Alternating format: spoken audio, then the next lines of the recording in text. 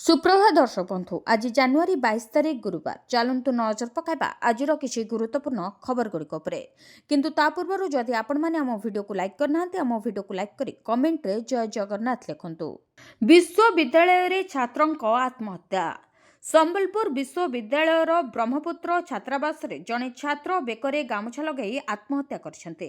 छात्र जनक हेले स्नातकोत्तर अर्थनीति विभाग द्वितीय वर्षर छात्र सूरज कुरुचु बयस 22 वर्ष। तांको घर सुंदरगढ़ जिला कुत्रारो बुर्ला थाना रे एक अपमृत्यु मामला रुजु करी मजिस्ट्रेट उपस्थित रे पंचनामा परे शव व्यवच्छेद पई पठा जायछि। तेबे छात्र जनक छात्रावास 52 नंबर कोठरी रे एका रहुथिले। स्वभाव रे चुपचाप स्वभाव होइतबा बेले किछि दिन होला अधिकांश समय मौन रहुतबा अन्य छात्रन ठारू जणा पड़िछि। तेबे तांको मोबाइल रो डिस्प्ले खराब होइतबारु मंगलवार अपराह्न 4टारे अन्य कोठरी को जाई जने छात्रंको मोबाइल रु घर को फोन करथिले। कथबार्ता समय तांको भौणीको एथर घर को आसिले एक मोबाइल किनिदेबे बोली कहितबा परिवार लोकन ठारू जणा पड़िछि।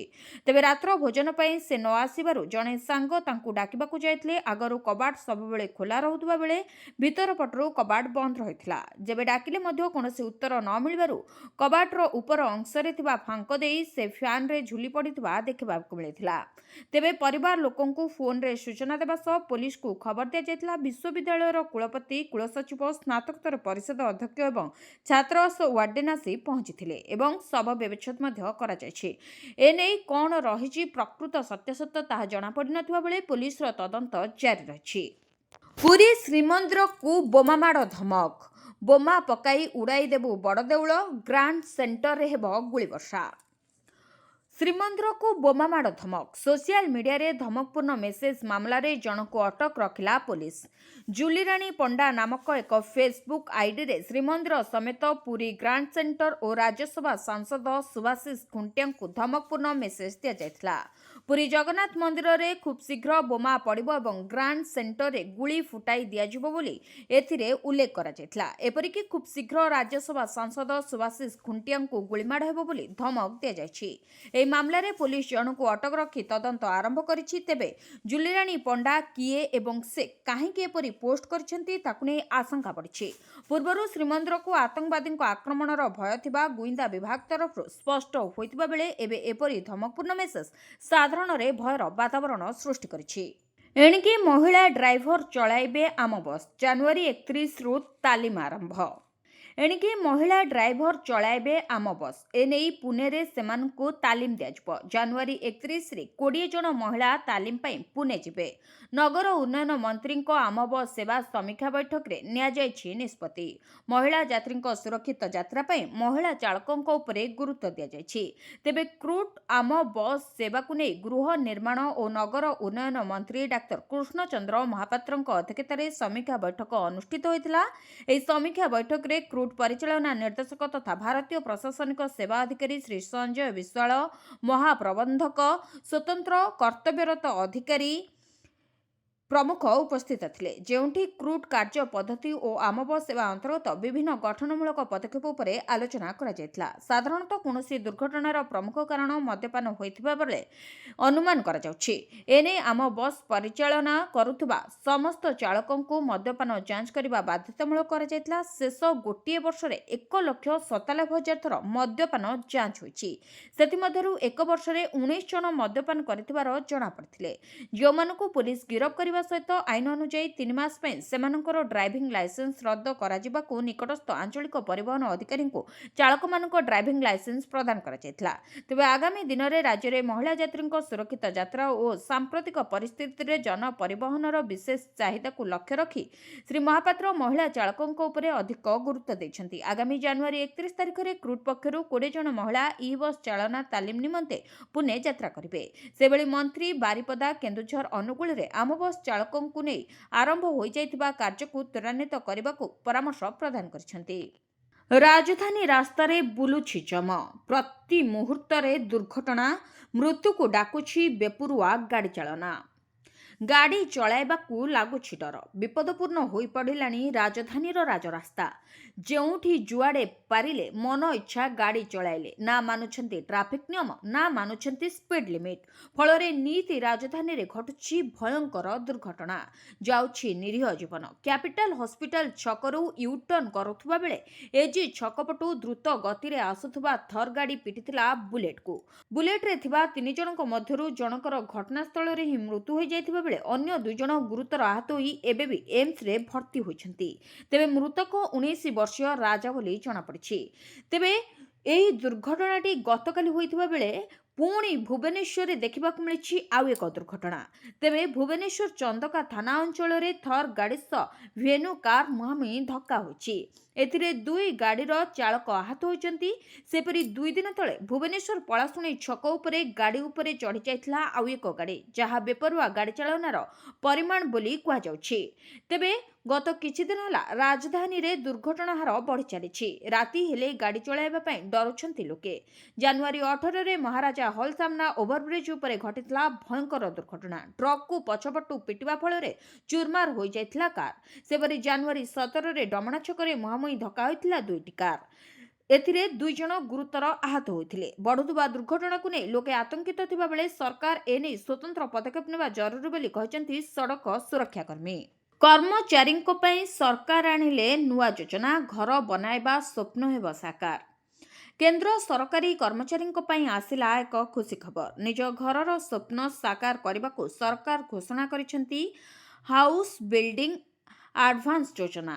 ତେବେ ବଢ଼ୁଥିବା ମହଙ୍ଗାଇ ମଧ୍ୟରେ ଏହି ଯୋଜନା କେନ୍ଦ୍ର କର୍ମଚାରୀଙ୍କ ପାଇଁ ବଡ଼ ଆଶ୍ୱସ୍ତି ନେଇ ଆସିଛି। ଏହି ଯୋଜନା ଅନୁସାରେ କେନ୍ଦ୍ର ସରକାରୀ କର୍ମଚାରୀମାନେ ଘର, ଫ୍ଲାଟ୍ କିମ୍ବା ପ୍ଲଟ୍ କିଣିବା ଏବଂ ଘର ନିର୍ମାଣ ପାଇଁ ସରକାରଙ୍କ ଠାରୁ ଅଗ୍ରିମ ଆର୍ଥିକ ସହାୟତା ପାଇବେ। HBA ଯୋଜନା ଅଧୀନରେ କର୍ମଚାରୀ 1.25 କୋଟି ଟଙ୍କା ମୂଲ୍ୟ ପର୍ଯ୍ୟନ୍ତ ଘର, ଫ୍ଲାଟ୍ କିମ୍ବା ପ୍ଲଟ୍ ପାଇଁ ଆବେଦନ କରିପାରିବେ। ନିୟମ ଅନୁସାରେ କର୍ମଚାରୀ ନିଜ ମୂଳ ବେତନର 139 ଗୁଣା କିମ୍ବା ସର୍ବାଧିକ 1 କୋଟି ଟଙ୍କା ମୂଲ୍ୟର ଘର ପାଇଁ ଆଡଭାନ୍ସ ନେଇପାରିବେ। ତଥାପି ସର୍ବାଧିକ ଆଡଭାନ୍ସ ରାଶି କର୍ମଚାରୀଙ୍କ 34 ମାସର ମୂଳ ବେତନ ସମାନ ହେବ ଏବଂ ଏହା 25 ଲକ୍ଷ ଟଙ୍କା ଠାରୁ ଅଧିକ ହେବ ନାହିଁ। ଏହି ପରିମାଣ ଘର କିମ୍ବା ଫ୍ଲାଟ୍ର ମୋଟ ମୂଲ୍ୟ ଏବଂ କର୍ମଚାରୀଙ୍କ ଦେୟ କ୍ଷମତା ଉପରେ ଆଧାର କରି ନିର୍ଣ୍ଣୟ କରାଯିବ। ଏହି ଯୋଜନାର ବଡ଼ ବିଶେଷତା ହେଉଛି ଯେ କିଛି ନିର୍ଦ୍ଧାରିତ ସର୍ତ୍ତ ସହ ଅସ୍ଥାୟୀ କର୍ମଚାରୀମାନେ ମଧ୍ୟ ଏହାର ଲାଭ ଉଠାଇପାରିବେ ଯଦି ସେମାନେ ଅତି କମ୍ରେ 5 ବର୍ଷ ସରକାରୀ ସେବା ପୂରଣ କରିଥାନ୍ତି।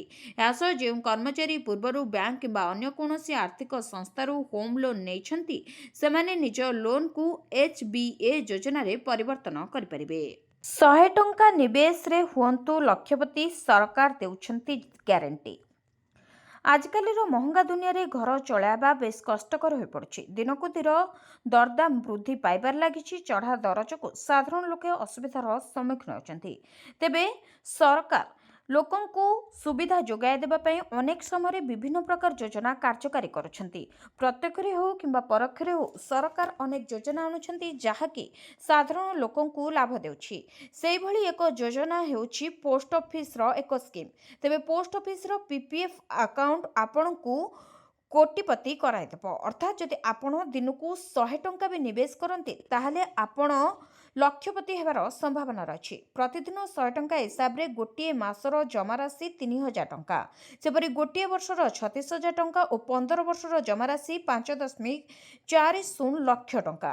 ତେବେ ଆପଣଙ୍କର ଆୟ କମ୍ ହେଲେ ମଧ୍ୟ ଯଦି ଆପଣ ବୁଦ୍ଧି ବିଚାରି ଆପଣଙ୍କର ଟଙ୍କା ଠିକ୍ ଜାଗାରେ ନିବେଶ କରିବେ ତାହେଲେ ଆପଣଙ୍କର ସ୍ୱଳ୍ପ ସଞ୍ଚୟ ରାଶି ବି ଆପଣଙ୍କୁ ଧନୀ କରିପାରିବ। ତେବେ ଏହି ସ୍କିମ୍ ଆପଣ ପୋଷ୍ଟ ଅଫିସରେ କାର୍ଯ୍ୟକାରୀ କରିପାରିବେ। ପ୍ରତିଦିନ ଖର୍ଚ୍ଚରୁ 100 ଟଙ୍କା ସଞ୍ଚୟ କରି ନିବେଶ କଲେ 15 ବର୍ଷରେ 11 ଲକ୍ଷ ଏବଂ 20 ବର୍ଷରେ ଆପଣ 18 ଲକ୍ଷ ଟଙ୍କାର ମାଲିକ ହୋଇପାରିବେ। ତେବେ ଯଦି ଆପଣଙ୍କର ନିବେଶରେ 8% ଦରରେ କମ୍ପାଉଣ୍ଡିଂ ମିଳୁଛି ତେବେ 15 ବର୍ଷରେ ଆପଣଙ୍କର ନିବେଶ 10.55 ଲକ୍ଷ ଟଙ୍କା ହେବ। ଅର୍ଥାତ୍ ପ୍ରତିଦିନ 100 ଟଙ୍କା ଜମା କରି 15 ବର୍ଷରେ ଆପଣ ପାଖାପାଖି 11 ଲକ୍ଷ ଟଙ୍କାର ମାଲିକ ହୋଇଯିବେ। ତେବେ ଏହି ଆକାଉଣ୍ଟ 15 ବର୍ଷ ପାଇଁ ଖୋଲି ପାରିବେ, ଯାହାକୁ ଭବିଷ୍ୟତରେ 5 ବର୍ଷ ପାଇଁ 2 ଥର ବଢ଼ାଯାଇପାରିବ। ଏବେ ପିପିଏଫ୍ ଉପରେ 7.6% ସୁଧ ଦରରେ ବର୍ଷକୁ କମ୍ପାଉଣ୍ଡେଡ୍ ଅଛି। ପିପିଏଫ୍ର ସୁଧ ଦରରେ ସରକାର ସମୟ ଅନୁଯାୟୀ ପରିବର୍ତ୍ତନ କରନ୍ତି। ପ୍ରଥମେ ଏଥିରେ 7.8% ସୁଧ ଥିଲା। ପିପିଏଫ୍ରେ ସର୍ବନିମ୍ନ 100 ଟଙ୍କାରୁ ଆକାଉଣ୍ଟ ଖୋଲିପାରିବେ। ଏଥିରେ ଗୋଟିଏ ଫାଇନାନ୍ସିଆଲରେ ଅତି କମ୍ରେ 500 ଟଙ୍କା ନିବେଶ କରିବା ଜରୁରୀ ଥିବାବେଳେ ଅଧିକରୁ ଅଧିକ ଆପଣ ଆକାଉଣ୍ଟରେ ଗୋଟିଏ ବର୍ଷରେ 15 ଲକ୍ଷ ଟଙ୍କା ଜମା କରିପାରିବେ। ଲକ୍ଷ୍ମୀଙ୍କ ବାରରେ ମହିଳାଙ୍କ ଖାତାକୁ ଆସିବ ଟଙ୍କା। ଆଜି 10,000 ଟଙ୍କା ପାଇବେ ସୁଭଦ୍ରା ହିତାଧିକାରୀ। ଆଉ ମାତ୍ର କିଛି ସମୟର ଅପେକ୍ଷା, ଖାତାକୁ ଆସିବାକୁ ଯାଉଛି ସୁଭଦ୍ରା ଟଙ୍କା। ନୂଆକରି ଆବେଦନ କରିଥିବା ଏବଂ ଦ୍ୱିତୀୟ କିସ୍ତିରୁ ବାଦ୍ ପଡ଼ିଥିବା ଲକ୍ଷ ଲକ୍ଷ ମହିଳାଙ୍କ ଖାତାକୁ ଆସିବାକୁ ଯାଉଛି ସୁଭଦ୍ରା ଯୋଜନାର ଟଙ୍କା।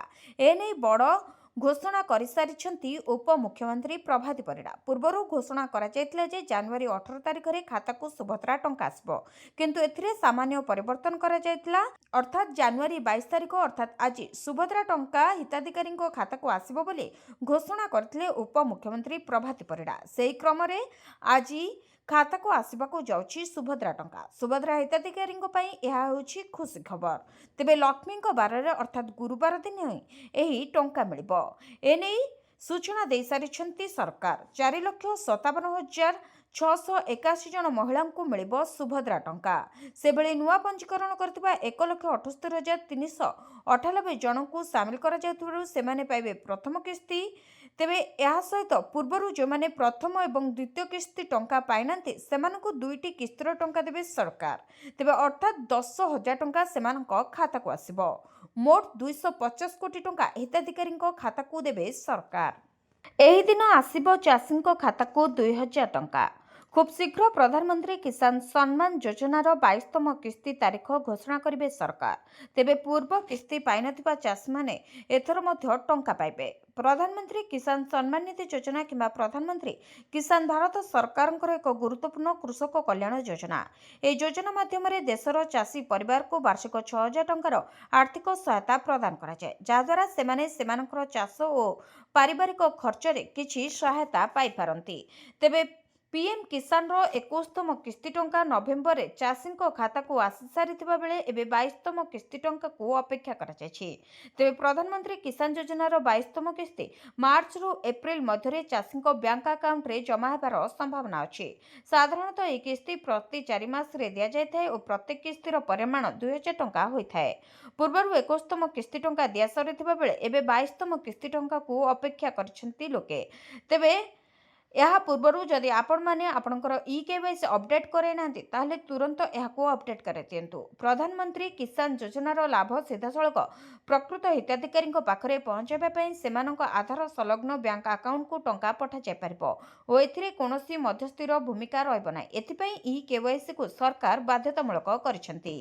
ସରକାରୀ ସ୍କିମ୍ରେ ମହିଳାଙ୍କୁ ପ୍ରତି ମାସରେ ମିଳିବ 7,000 ଟଙ୍କା। କେମିତି ପାଇବେ ଜାଣନ୍ତୁ ସମ୍ପୂର୍ଣ୍ଣ ଖବର।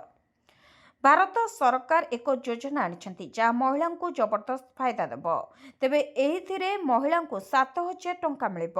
ତେବେ ଆସନ୍ତୁ ଜାଣିବା ଏହି ଯୋଜନା ବିଷୟରେ। 10ମ ପାସ୍ ମହିଳାଙ୍କ ପାଇଁ ଏହା ହେଉଛି ଏକ ଖାସ୍ ସ୍କିମ୍। ସାଧାରଣତଃ ରାଜ୍ୟ ସରକାର ଏବଂ କେନ୍ଦ୍ର ସରକାର ଉଭୟ ନିରନ୍ତର ବିଭିନ୍ନ ପ୍ରକାର ଯୋଜନା ଆଣିଥାନ୍ତି ଯାହା ରାଜ୍ୟ କିମ୍ବା ଦେଶବାସୀଙ୍କୁ ବିଭିନ୍ନ ଉପାୟରେ ଲାଭ ଦେଇଥାଏ। ତେବେ ସେହିଭଳି ଏକ ଯୋଜନା ଏବେ ମଧ୍ୟ କାର୍ଯ୍ୟକାରୀ ହୋଇଛି। ମହିଳା ପ୍ରାର୍ଥୀମାନେ ଏହି ଯୋଜନାରେ ନିଶ୍ଚିତ ଭାବରେ ଆବେଦନ କରିପାରିବେ। ମହିଳା ପ୍ରାର୍ଥୀମାନେ କେବଳ ଶିକ୍ଷାଗତ ଯୋଗ୍ୟତା ଭାବରେ ଅତି କମ୍ରେ ମାଧ୍ୟମିକ ପାସ୍ ହୋଇଥିଲେ ହିଁ ଏହି ଯୋଜନାରେ ଆବେଦନ କରିପାରିବାର ସୁଯୋଗ ପାଇବେ। କେବଳ ସେତିକି ନୁହେଁ, 18 ବର୍ଷରୁ 60 ବର୍ଷ ପର୍ଯ୍ୟନ୍ତ ଯେକୌଣସି ବୟସର ମହିଳାମାନେ ଏହି ଯୋଜନାରେ ଆବେଦନ କରିପାରିବେ। ତେବେ ଅନେକଙ୍କ ମନରେ ପ୍ରଶ୍ନ ଉଠୁଥିବ, ମହିଳାମାନେ ଏହି ଯୋଜନାର ଲାଭ ଉଠାଇବା ପାଇଁ କିପରି ଆବେଦନ କରିବେ?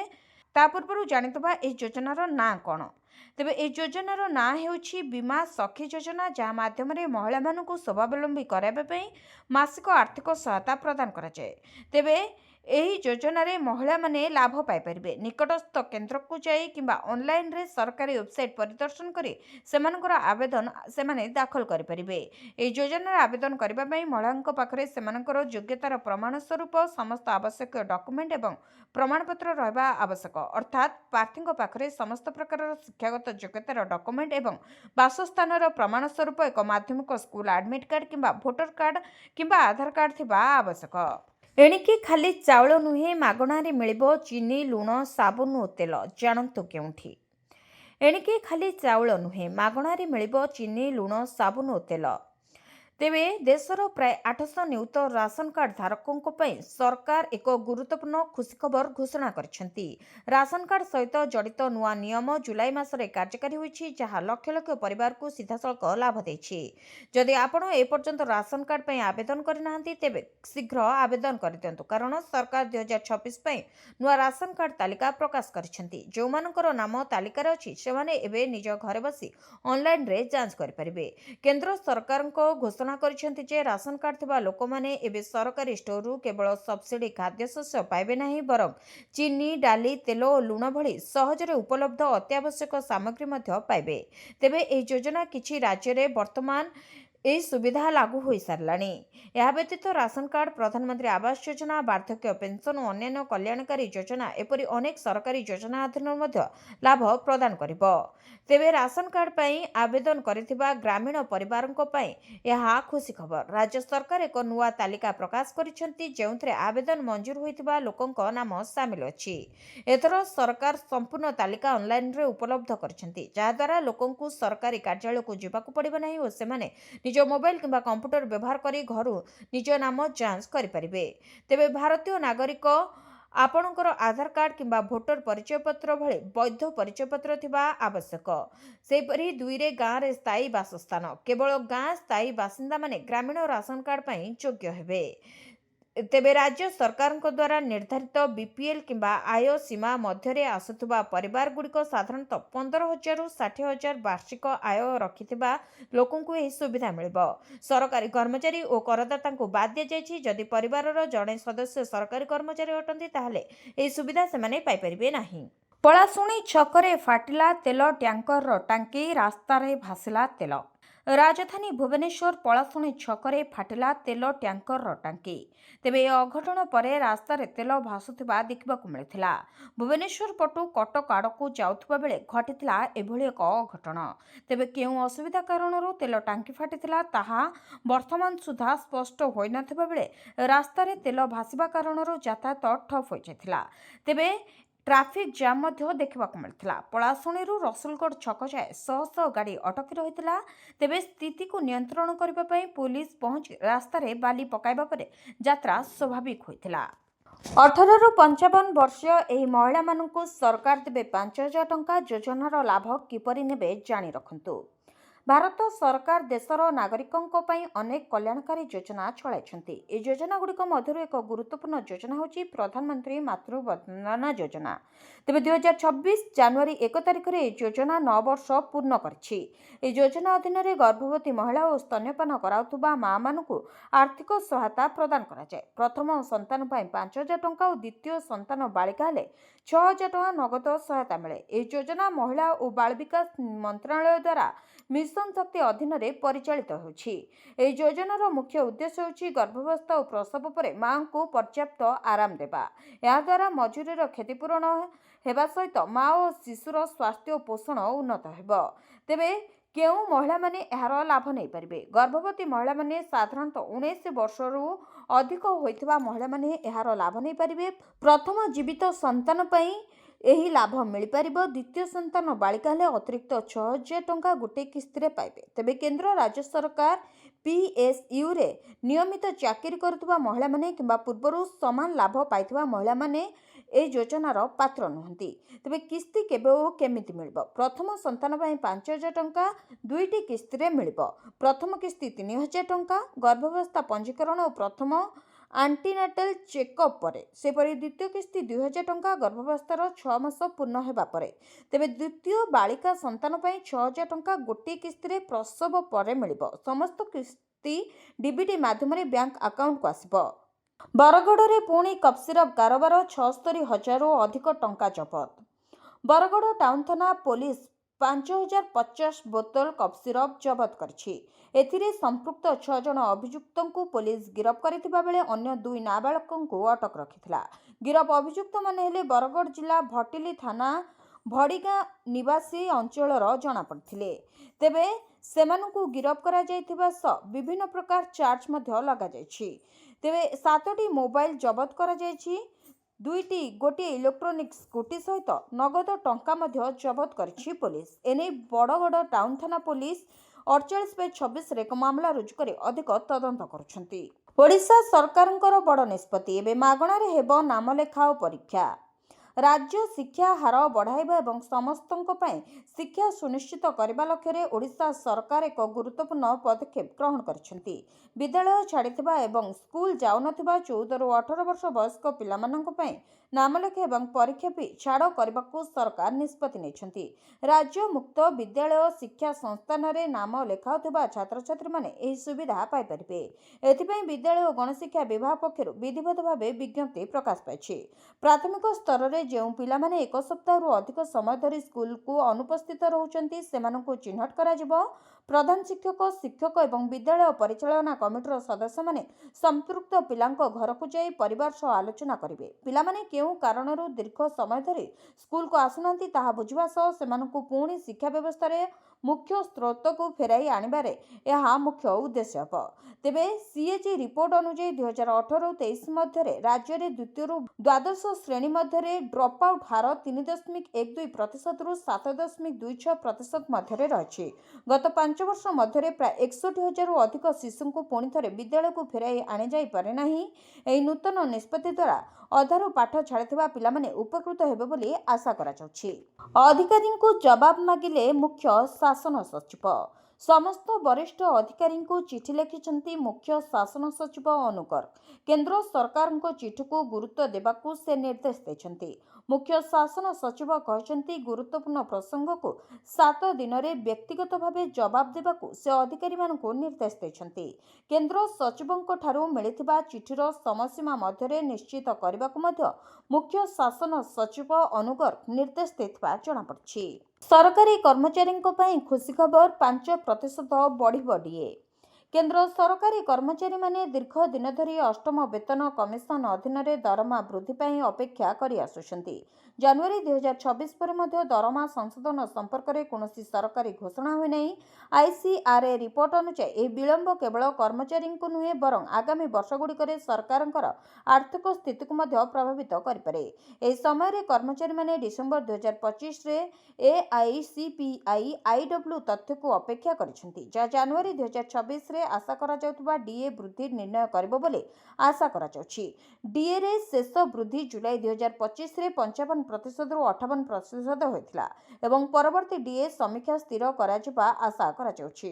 ସମ୍ଭାବ୍ୟ ଡିଏ ବୃଦ୍ଧିର ମୂଲ୍ୟାଙ୍କନ ପାଇଁ କେନ୍ଦ୍ର ସରକାରୀ କର୍ମଚାରୀମାନେ ଡିସେମ୍ବର 2025 ପାଇଁ ଅଖିଳ ଭାରତୀୟ ଉପଭୋକ୍ତା ମୂଲ୍ୟ ସୂଚକାଙ୍କ ବା AICPI IW ପ୍ରକାଶନ ପାଇଁ ଉତ୍ସାହର ସହିତ ଅପେକ୍ଷା କରିଛନ୍ତି। କେନ୍ଦ୍ର ସରକାରୀ କର୍ମଚାରୀ ଏବଂ ପେନ୍ସନଭୋଗୀଙ୍କ ପାଇଁ ମହଙ୍ଗା ଭତ୍ତା ବା ଡିଏ ବର୍ଷକୁ 2 ଥର ସଂଶୋଧନ କରାଯାଏ ଏବଂ ପରବର୍ତ୍ତୀ ସଂଶୋଧନ ଜାନୁଆରୀ 2026 ପାଇଁ ସ୍ଥିର କରାଯାଇଛି।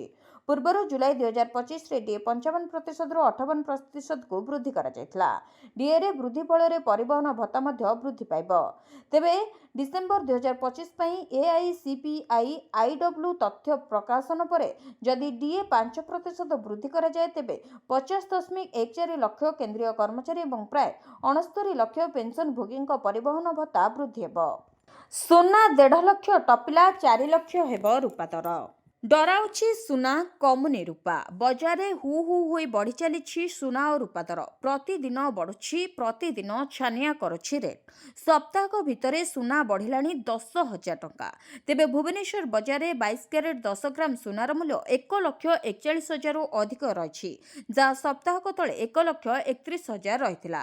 ସେପରି 24 କ୍ୟାରେଟ୍ ପହଞ୍ଚିଛି 1,54,000ରୁ ଅଧିକରେ। ରୂପା ତ ଯେମିତି ବୋଲ ହିଁ ମାନୁନି। ତେବେ ରୂପା କିଲୋ 3,40,000ରେ ବିକ୍ରି ହେଉଛି। ମାସକ ମଧ୍ୟରେ 1,00,000 ଟଙ୍କାରୁ ଅଧିକ ବଢ଼ିଛି ଏ ରୂପା। ତେବେ ସୁନାରେ ନିବେଶ ବଢ଼ୁଥିବାରୁ ସୁନାର ଦର ଆକାଶ ଛୁଆଁ ହେଉଛି। ଡଲାର ମୂଲ୍ୟ ହ୍ରାସ ସୁନା ଦର ବୃଦ୍ଧିର କାରଣ ସାଜିଛି। ଆମେରିକାରେ ସୁଧହାର ହ୍ରାସ ଆକଳନ ପରେ ସୁନାରେ ବଢ଼ିଛି ନିବେଶ। ତେବେ ସୁନାରେ ନିବେଶକୁ ନିରାପଦ ମଣୁଛନ୍ତି ନିବେଶକ। ଜିଓ ପଲିଟିକାଲ ଟେନସନ୍ ଓ ଟ୍ରେଡ୍ ୱାର୍ ଯୋଗୁଁ ସୁନାରେ ବଢ଼ୁଛି ନିବେଶ। ବିଭିନ୍ନ ଦେଶର ସେଣ୍ଟ୍ରାଲ ବ୍ୟାଙ୍କ ସୁନା କିଣୁଥିବାରୁ ଦର ବଢ଼ୁଥିବା ମଧ୍ୟ ଆଶଙ୍କା କରାଯାଉଛି। ଆସନ୍ତା ବର୍ଷ ସୁଧହାର ହ୍ରାସ ନେଇ ଆକଳନ ସୁନା ପ୍ରତି ଗ୍ରାହକ ବଢ଼ାଇଛି। ବନ୍ଦ ହେବ କି ଦୁବାଇକୁ ସିଧା ବିମାନ? ଭୁବନେଶ୍ୱରରୁ ସିଧା ବିମାନ ଉଡ଼ାଣକୁ ନେଇ ଆଶଙ୍କା। ଭୁବନେଶ୍ୱରରୁ ଦୁବାଇକୁ ସିଧା ବିମାନକୁ ନେଇ ମୁଖ୍ୟ ଶାସନ ସଚିବଙ୍କୁ ଚିଠି। ୟୁଏଇରେ ଥିବା ଓଡ଼ିଆ ସମାଜ ପକ୍ଷରୁ ଲେଖାଯାଇଛି ଚିଠି। ଆସନ୍ତା 30 ମାର୍ଚ୍ଚ ପରେ ଇଣ୍ଡିଗୋର ସିଧା ବିମାନ ପାଇଁ ବୁକିଂ ହେଉନି। ଏହାକୁ ନେଇ ଆଶଙ୍କାରେ ଦୁବାଇ ସମେତ ୟୁଏଇରେ ଥିବା ପ୍ରାୟ 40,000 ଓଡ଼ିଆ। କାରଣ ଭୁବନେଶ୍ୱରରୁ ଦୁବାଇ ସିଧା ବିମାନ ଉପରେ ସମସ୍ତେ ନିର୍ଭର କରନ୍ତି। ଯଦି ଏହା ବନ୍ଦ ହୁଏ ତାହେଲେ ଅନେକ ଅସୁବିଧା ହେବ। ଏଥିପାଇଁ ରାଜ୍ୟ ସରକାରଙ୍କୁ ଧ୍ୟାନ ଦେବାକୁ ଦାବି ହୋଇଛି। ପୂର୍ବରୁ ଗତବର୍ଷ ସେପ୍ଟେମ୍ବରରେ ବି ସମାନ ଧରଣର ସମସ୍ୟା ଥିଲା, କିନ୍ତୁ ଠିକ୍ ସମୟରେ ସରକାରଙ୍କ ହସ୍ତକ୍ଷେପ ଯୋଗୁଁ ସ୍ୱାଭାବିକ ହୋଇଥିଲା ବିମାନ ଚଳାଚଳ। ଏନେଇ ଇଣ୍ଡିଗୋ ପକ୍ଷରୁ ପ୍ରତିକ୍ରିୟା ମିଳିପାରିନାହିଁ। ତେବେ ଭୁବନେଶ୍ୱରରୁ ଦୁବାଇ ସିଧା ବିମାନକୁ ନେଇ ଆଶଙ୍କା ବଢ଼ିଥିବା ବେଳେ ମୁଖ୍ୟ ଶାସନ ସଚିବଙ୍କୁ ଚିଠି ଲେଖିଲା ଓଡ଼ିଆ ସମାଜ। ଦୁବାଇରେ ଥିବା ପ୍ରବାସୀ ଓଡ଼ିଆଙ୍କର ବଢ଼ିଲା ଚିନ୍ତା। ମାର୍ଚ୍ଚ 30 ପରେ ଇଣ୍ଡିଗୋ ସାଇଟ୍ରେ ବୁକ୍ ହେଉନି ଟିକେଟ୍। ଭୁବନେଶ୍ୱର ଦୁବାଇ ଇଣ୍ଡିଗୋ ସିଧା ବିମାନ ବନ୍ଦ ହେବା ନେଇ ଆଶଙ୍କା ରାଜ୍ୟ ସରକାରଙ୍କୁ ନିବେଦନ କଲା ଓଡ଼ିଆ ସମାଜ। ଭିଡ଼ିଓଟିକୁ ଶେଷ ଯାଏ ଦେଖିଥିବାରୁ ଆପଣଙ୍କୁ ଧନ୍ୟବାଦ। ଯଦି ଆପଣମାନେ ଏପର୍ଯ୍ୟନ୍ତ ଆମ ଭିଡ଼ିଓକୁ ଲାଇକ୍ କରିନାହାନ୍ତି, ଭିଡ଼ିଓକୁ ଲାଇକ୍ କରି କମେଣ୍ଟରେ ଜୟ ଜଗନ୍ନାଥ ଲେଖନ୍ତୁ। ଏଥିସହିତ ଆପଣ କେଉଁ ଜିଲ୍ଲାରୁ ଏ ନ୍ୟୁଜ୍ ଦେଖୁଛନ୍ତି କମେଣ୍ଟ ମାଧ୍ୟମରେ ନିଶ୍ଚିତ ଜଣାଇବେ। ଏଥିସହିତ ଆମ ଚ୍ୟାନେଲକୁ ସବସ୍କ୍ରାଇବ୍ କରି ପାଖରେ ଥିବା ବେଲ୍ ଆଇକନ୍କୁ ପ୍ରେସ୍ କରନ୍ତୁ।